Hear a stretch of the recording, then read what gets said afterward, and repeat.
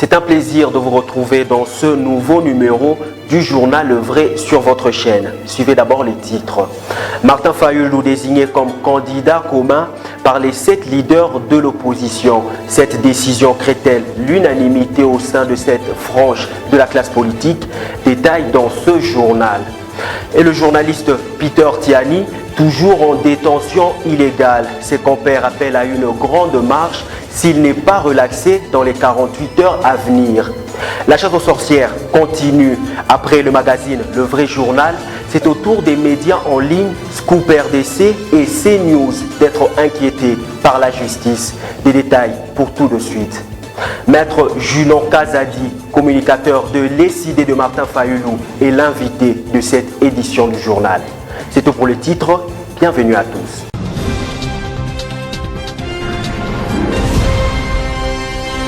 Toujours sur le même sujet, du côté du FCC, Sami Wechou, cadre de cette plateforme politique, estime que cette désignation de Martin Fayulu signe ici l'échec de l'opposition au prochain scrutin face à leur candidat Chadari. Il est au micro de Guillaume Samba. Regardez. Félicitations à ceux-là, les 7 qui sont réunis et trouvé un candidat. Mais c'est la danse, c'est ça les souhaits les plus ardents de nos FCC. Avoir les gens capables de se réunir et que nous les battions à plate couture sans pour qu'il y ait beaucoup de réclamations. Le FCC est prêt à affronter parmi les 20 autres candidats celui qui pourra venir comme grand. Mais en réalité, nous pensons que c'est aujourd'hui, comme l'a dit l'un des membres de l'opposition, parmi les influents d'ailleurs, Alain Mombolé, qui a dit c'est aujourd'hui que l'opposition a signé sa défaite. Parce que le candidat n'est pas de taille. N'est pas de taille. En réalité, il n'est pas de taille. Mais il n'a jamais été élu, le meilleur élu de la ville de Kinshasa. Non, même pas. Nous savons qu'il était élu en 2006 comme député provincial. En 2011 comme national. Il n'était pas le meilleur élu de la ville. Et je ne sais pas si quelqu'un n'a pas jamais été meilleur élu de la ville, qui a un parti qui n'est pas même dans les 10 meilleurs partis du pays, pourra facilement battre celui qui vient d'abord du premier parti de la République et deuxièmement qui est soutenu par un front commun de l'opposition, majorité et société civile réunie. Mais je ne crois pas. Toujours au chapitre de réaction, Soki Fouani Eyenga soutient le candidat commun de l'opposition Martin Fayulu, car selon elle, c'est un adversaire de taille face à Emmanuel Chadari qui a reçu le soutien de tous les autres candidats présidents. Jocelyne Luanga pour les détails. Je suis très ravi de cette décision parce que beaucoup d'eau a coulé sur le pont, beaucoup de personnes ne pensaient pas qu'on y arriverait. Et ce sont des personnes qui ne comprennent pas que la donne a changé. Avec des élections d'un seul tour, nous ne pouvons pas aller en ordre dispersé. Donc pour moi, quelle que soit la personne que nos leaders ont choisi, j'approuve et je soutiens le candidat commun, Martin Fayulu. À tous ceux qui ne veulent pas comprendre qu'on ne peut pas gagner seul, c'est qu'ils font le lit du FCC. Je sais que ce n'est pas facile. Je pense que ces personnes doivent attendre des explications de leurs leaders avant de réagir de cette façon-là. Donc les leaders qui étaient sur place ont tous signé. Les membres de ces partis devaient faire confiance d'abord à leurs leaders, comme nous aussi. Moi personnellement, j'avais peut-être d'autres idées dans la tête, mais je fais confiance à mon leader qui a mis sa signature sur cette désignation. Des explications, on en aura plus tard, on attend le retour. Face à Ramazan, il fait le poids.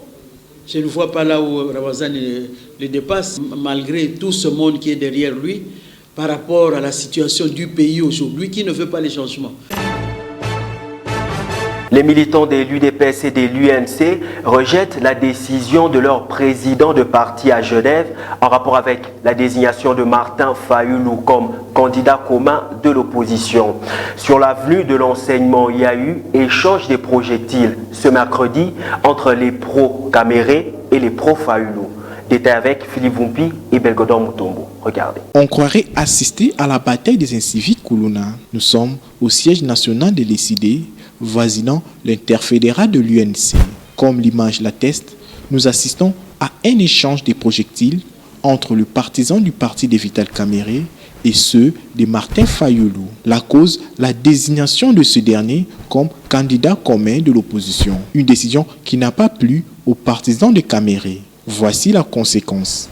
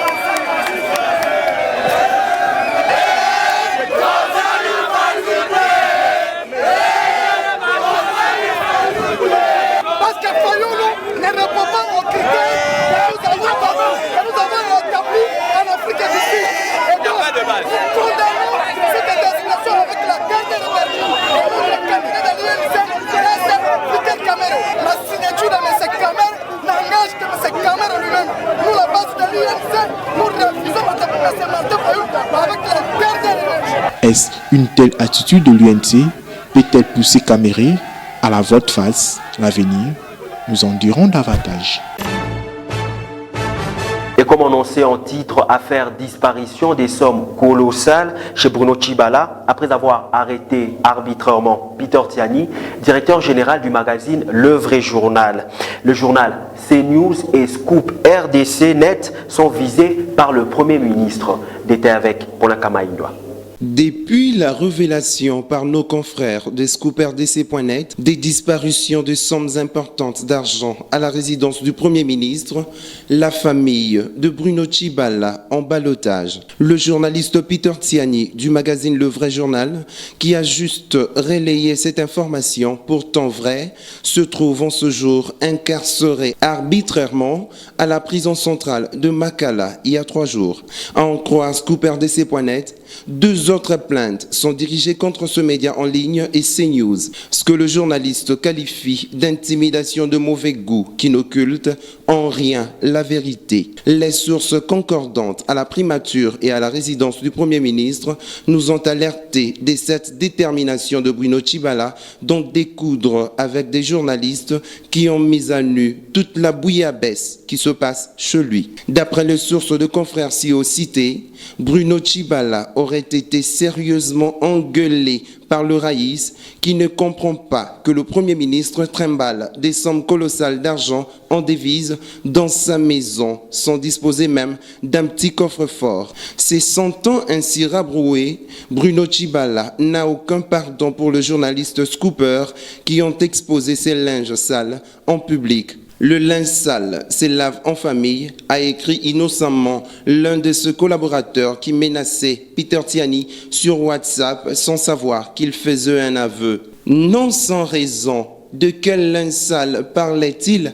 Parce qu'il est rapporté que l'enfant prodigue Bertrand Tshibala, auteur de toutes les gaffes, a été rappelé à la maison pour être coaché afin qu'il porte plainte contre les journalistes fastidieux en vue de laver l'affront contre la famille. Mais malgré que le gars ait été rappelé pour besoin de la cause, le saint Bruno Tshibala n'a pas accepté qu'il réside sous le toit parental. Pourquoi cet isolement s'il n'avait pas gaffé? D'ailleurs, la nouvelle source des ScoopRDC.net chez le Premier ministre avance le chiffre de 700 000 $ américains que le gars a déjà chippé à son père et fait volatiliser par ses excès. En outre, il revient au magistrat du parquet au lieu de s'acharner sur les journalistes qui ont fait leur travail patriotique en dénonçant ces genres d'antivaleurs et les arrêter comme des malfrats, de se mettre sur leur piste et enquêter sur ce qui apparaît comme un enrichissement illicite du patron de la primature et de sa famille. Les révélations des hommes des médias doivent constituer une mine d'or d'informations pour le parquet, en lieu et place de le pourchasser comme des vulgaires voyous. Les informations, magistrats enquêteurs, vous les aurez bien à la primature et à la résidence Chibala. Les oncles Louba qui sont chez lui ne gardent pas le secret. N'attendez pas que le journaliste vous livre leurs sources d'informations. Les disparitions d'argent, il y en a eu à la résidence de Bruno Chibala, ça se parle, et à la résidence et au cabinet. Ce n'est pas pour son aspect angélique que la brebis galeuse a été chassée de la résidence. On ne crache pas sur la soupe qui t'a nourri, ni ne coupe la main qui t'a porté, dit-on. Toujours en rapport avec le choix de Martin Fayulu comme candidat commun de l'opposition du côté de l'ECD, l'on salue cette décision de la part des ténors de l'opposition. Maître Junon Kazadi, communicateur du parti, est au micro de Arnaud Massamba. Regardez. Bonjour, maître Junon Kazadi, vous êtes l'invité du journal, communicateur au sein du parti cher Martin Fayulu, ECD. Aujourd'hui, la fumée blanche vient de sortir depuis la Genève. Martin Fayulu au candidat commun de l'opposition. Est-ce une surprise? Non. Merci d'abord à vous pour l'opportunité que vous m'offrez. Ce n'est pas une surprise pour nous, d'autant plus que nous savions que ça serait un vote. Et nous sommes satisfaits seulement du choix des urnes. Et nous félicitons tous les présidents de partis politiques, donc les leaders de l'opposition, qui ont fait en sorte qu'aujourd'hui, on ait un candidat commun par rapport au prophète de malheur qui disait que l'opposition n'est pas en mesure de se réunir pour sortir un candidat commun. Et voilà, ils sont confondus. On a maintenant un candidat commun qui s'appelle Martin Fayulu. Voilà, d'aucuns estiment que peut-être ça allait être Félix Tshisekedi. Oui, c'est un vote. Le vote, il était... Et lui est très populaire, hein? Non, ce n'est pas par rapport seulement à la popularité. C'était un vote. Ils sont passés par un vote. Et le vote ne choisit pas qui est populaire, qui ne l'est pas. Et les jeux étaient transparents. Tous ont accepté les règles du jeu. Et par la magie de la mathématique, Martin Fayulu en est sorti vainqueur. Est-ce que ce n'était pas un vote triqué, puisque ici, à Kinshasa, la population ne voit pas Martin Fayulu répondre au profil d'un candidat commun de l'opposition? Ce n'est pas un vote triqué, parce que c'est quand même une grande organisation qui a offert ces assises, c'est cette facilitation aux assises de Genève, c'est la Fondation Kofi Annan. Vous connaissez la crédibilité de cette organisation, et je ne pense pas que Martin Fayulu, petit soit-il, soit en mesure de manipuler toute cette organisation et les grands leaders de l'opposition. D'ailleurs, ceux qui disent que c'est un triche, moi je pense que c'est d'ailleurs manquer du respect à ces leaders de l'opposition. Il y a quand même Félix Tshisekedi qui était là, il y a l'honorable Vital Kamerhe, il y a le président Bemba. Je ne pense pas que ces gens-là sont tous manipulables. C'est la magie de la mathématique qui a fait en sorte que Martin Fayulu soit désigné candidat commun. Ça devient une pilule mère à avaler, un parti politique décidé, un petit parti politique prend la tête par rapport aux autres grands partis politiques. On voit l'IDPS, on voit les autres partis politiques. D'abord, je dois signaler ici que la philosophie de la candidature commune n'était pas basée sur grand ou petit. C'est tous les leaders, les 7 leaders qui se réunissent, qui mettent en place un programme commun qui sortira, n'est-ce pas, de chaque particularité des programmes des différents candidats pour en faire un bloc Ça sera un programme commun. Après ces programmes-là, désigner quelqu'un qui va porter ces programmes auprès du peuple. Vous, parce que moi je n'aime pas citer les noms de gens, vous avez cité le président Félix Tshisekedi, pour que j'ai beaucoup d'estime. Eh bien, si l'UDPS est un grand parti, que l'UDPS joue en sorte que le candidat de l'opposition soit vainqueur. Parce qu'ici, la philosophie, c'est que chacun dans son bastion, chacun dans son fief, fasse la campagne du candidat commun. C'est ça la philosophie. Ce n'est pas la tête des gens qu'on voit là. Ce n'est pas qu'on aime Martin Fayulu ou qu'on ne l'aime pas. C'est lui, le candidat de l'opposition. Il n'a pas été choisi parce qu'il est le meilleur. Il n'a pas été choisi parce qu'il est plus expérimenté que les autres. Non, il a été choisi, je le répète, par la magie de la mathématique, et c'est lui qui va porter auprès du peuple le programme de l'opposition. Ce n'est qu'un envoyé des 6 autres. Est-ce qu'en quelques lignes, pouvez nous brosser les valeurs intrinsèques de Martin Fayulu? Je ne peux pas vous apprendre plus parce que les gens qui nous suivent savent qui est Martin Fayulu. Martin Fayulu, c'est, après Kasavubu, l'homme public qui a remis l'argent de l'État parce qu'il estimait que cet argent-là lui était donné indûment. Martin Fayulu est resté constant depuis sa lutte politique jusqu'à aujourd'hui. Si vous ne me croyez pas, eh bien, mettez-moi les preuves.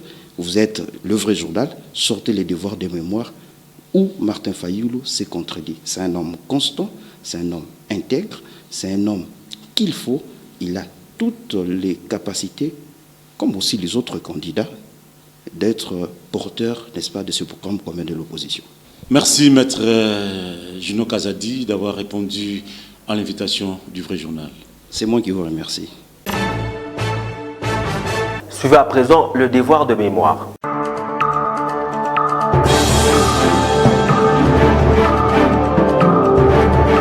Nulle part,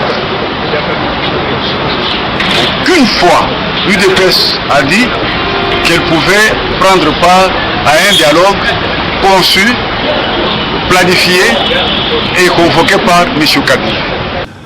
Le président Kabila, c'est lui qui avait demandé aux évêques du Congo d'organiser un deuxième dialogue après celui, la cité de l'Union africaine, en offrant leurs bons offices. M. Kabila est à la base de la crise politique, la crise de légitimité que nous connaissons dans ce pays, qui tire son origine dans la fraude électorale du 28 novembre 2011. Les élections qui devraient avoir lieu cette année, mais nous attendons que la CENI, après que nous ayons fait cette évaluation, nous dise à quel moment nous serons en mesure de les organiser. Vous savez que nous avons toujours dit que la CENI était le levier qui a permis au pouvoir d'opérer toutes sortes de fraudes, de tricheries, et donc de dévoyer notre processus électoral.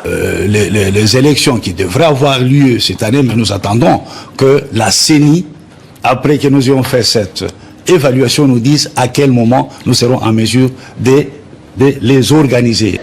Je tiens à affirmer devant la représentation nationale l'ambition, la volonté et la détermination du gouvernement d'union nationale d'offrir au peuple congolais les meilleures élections de son histoire dans les délais convenus.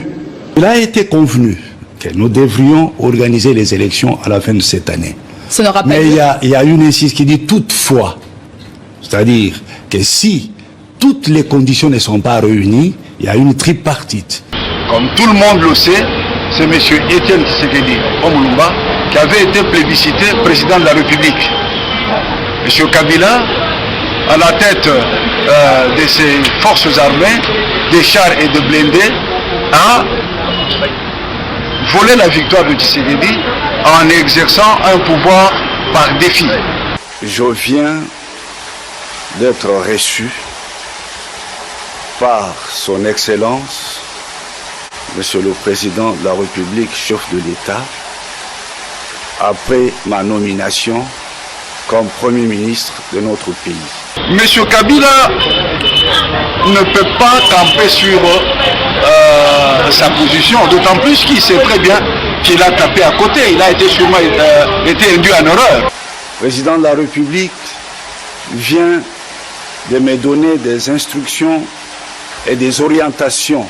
Si il s'entête, je crois qu'il devra s'en prendre qu'à lui-même, parce que sûrement il va connaître le même sort que M. Mobutu, qu'il a beaucoup imité, et dont il a pris la plupart de conseillers qu'il avait mal conseillés et qui l'ont conduit à finir comme le président lui avait promis, en prison ou en exil. Il est mort en exil, enterré en présence de 6 personnes. Compagnon de route, sa condamnation à 10 ans de prison est très controversée. Est-ce qu'il va rester en prison jusqu'en 2024? Il avait été convenu au niveau du dialogue que les évêques, avec le ministre de la Justice garde des Sceaux, Jean-Alexis Tambamomba, qui est un de mes meilleurs ministres, avec le ministre de la Justice garde des Sceaux, Jean-Alexis Tambamomba, qui est un de mes meilleurs ministres, devaient se concerter. Le peuple congolais va prendre ses responsabilités et les prétendus responsables non élus de ce pays en assumeront la leur. Je viens d'être reçu par son Excellence, Monsieur le Président de la République, chef de l'État. Si il s'entête, je crois qu'il devra s'en prendre qu'à lui-même, parce que sûrement il va connaître le même sort que M. Mobutu.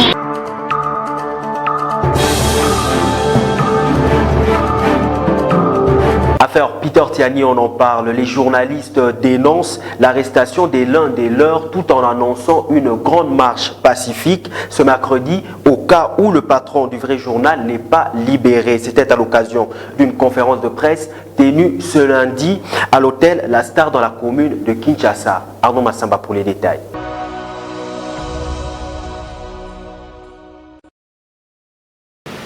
Peter Tiani a été interpellé après 18h30 en violation des directives du ministère de la Justice qui interdit l'exécution du mandat d'amener de cette manière. Aujourd'hui, c'est devenu la modalité habituelle et pratique pour interpeller les journalistes, afin de les intimider. C'est une manière de vouloir tordre la procédure afin de les priver automatiquement de leur liberté. Le mandat d'amener ne peut pas être délivré immédiatement s'il n'a pas été précédé par des convocations, des invitations ou des mandats de comparution. C'est le Premier ministre Bruno Tshibala qui est derrière cette affaire sous couvert d'une plainte anonyme. Parce que vous allez le constater, il n'y aura jamais de confrontation avec le fameux plaignant. Nous en avons l'expérience. À ce jour, Peter Tiani était transféré à Makala en attendant la suite qui est réservé à sa demande de mise en liberté provisoire. Il faut constater que l'arrestation de Peter Tiani s'inscrit dans un contexte de répression systématique contre des journalistes indépendants et contre tous ceux qui représentent une opinion contraire à celle du pouvoir ou du FCC en particulier et du système politique actuel. Dans un environnement préélectoral où l'occupation de l'espace politique et médiatique est délibérément monopolisée par une seule famille politique dont l'intolérance politique, la violence contre toute velléité d'expression d'opinion contraire constitue le mode de fonctionnement. L'arrestation de Peter Tiani n'est que l'une des illustrations de la chasse à la liberté de la presse, donc à la liberté d'expression dans notre pays, remettant en cause toutes les garanties constitutionnelles reconnues aux citoyens congolais. Ici, nous devons signaler qu'il n'y a pas de liberté d'expression dans un pays s'il n'y a pas de liberté de presse. Cependant, il n'est pas question d'abdiguer, d'abandonner la lutte.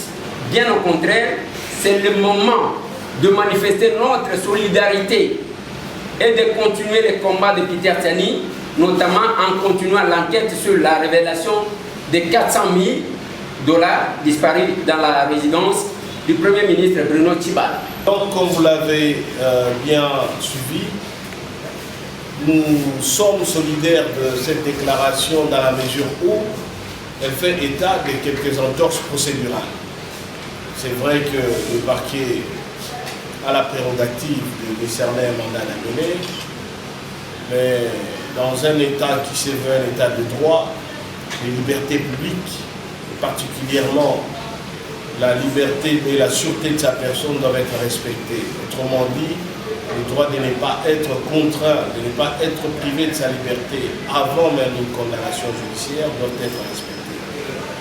Donc on relève vraiment qu'il y a eu une célérité assez suspecte dans les modalités d'interpellation de Peter Tiani. Donc nous n'avons pas été étonnés, même si nous avions espéré que cette fois-ci, ce serait une exception, qu'il soit automatiquement mis sous mandat d'arrêt provisoire. Peter Tiani, sur le plan procédural, est présumé innocent. La liberté, c'est la règle. Et cela pour tout citoyen congolais. La détention, c'est l'exception. Immédiatement après sa mise sous mandat d'arrêt provisoire, Peter Tiani a introduit une requête au parquet général pour demander sa liberté provisoire. La requête expire légalement ce soir et demain, de deux choses l'une, où le parquet général fait droit à cette requête, nous l'espérons, Peter Tiani pourra être ainsi mis en liberté, soit une liberté pure et simple, soit une liberté conditionnée, et donc ce sera la liberté provisoire. Ou si ce n'est pas le cas, le parquet général est tenu de déférer Peter Tiani devant la chambre du conseil, c'est-à-dire une instance relevant du tribunal de paix qui va statuer sur la nécessité ou non de garder Peter Tiani pendant que le parquet général poursuit ses investigations. Votre appel à la solidarité et à poursuivre les investigations sont des natures à nous permettre, à nous, de plaider l'absence d'éléments intentionnels dans la mesure où, si les faits pour lesquels votre collègue qui s'est limité à relayer une information de Scoop RDC, si ces faits, au regard des investigations que vous aurez à mener et à poursuivre, c'est révélé être vrai, ou si ces faits étaient avérés, il devient un peu difficile de maintenir en détention les personnes qui auront dénoncé sur la place publique. Comme l'a si bien dit Maître Hervé, nous sommes pendant la phase d'instruction au niveau du parquet. Nous avons certes un devoir de retenir en rapport avec un certain nombre de questions liées à l'instruction. Mais cela n'empêche que nous dénoncions les abus sciemment pour éviter le pire demain. C'est un travail d'alerte que nous sommes en train de faire maintenant. La Constitution congolaise, en ses articles 17 et 18, sont clairs en ce que la liberté est la règle. Mais la détention en est l'exception. On n'arrête pas dans une république, dans un état de droit, n'importe comment, n'importe quand, et on jette l'arrêté n'importe où. Il y a un certain nombre de critères à respecter, des règles à observer. Puisqu'il existe une plainte déposée à charge de Peter Tiani, ce qui n'est pas interdit par la loi, eh bien, il appartenait et il appartient encore au ministère public, les magistrats du parquet, qui a reçu la plainte d'inviter ou de convoquer par devers lui la personne accusée par plainte, étant donné que cette personne est présumée innocente jusqu'à ce que sa culpabilité soit établie par un jugement définitif. Jusque-là, à notre connaissance, il n'existe ni l'identité du plaignant, encore moins les faits mis à sa charge de manière claire. La liberté de la presse part d'abord de la liberté d'expression. un État démocratique. Alors moi je pose la question. Sous le régime du père de la démocratie, nous vivons ceci. Et sous le régime du coup sur coup pour coup, ça sera comment? Comment prendre un père de famille qui a une entreprise, qui a une adresse très bien connue, à l'instar de Peter Tiani, l'enlever, l'enfermer, ensuite l'emmener à Makala, sans pour autant savoir c'est qui son plaignant. Tchibala qui hier était un opposant, qui n'avait même pas de sous, qui Peter Tiani visitait Tchibala chaque dimanche à la prison.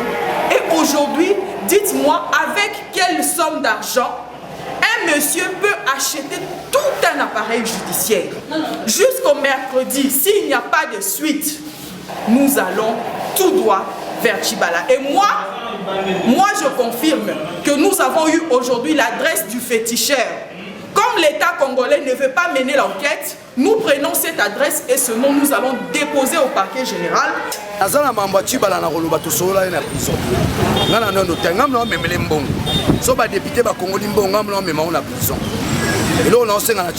Libère-nous Peter Tiani. Nous faisons ultimatum mercredi. So mercredi libéré telo to salo kamo. Maloba to loba. Ino boyebi, la nessa sera lobby qui les ningala. C'est la fin de cette édition du journal. Merci de la sympathique attention que vous nous avez accordée à la prison centrale de Makala, ainsi que partout ailleurs dans le monde. Madame, messieurs, ce journal est terminé. Au revoir.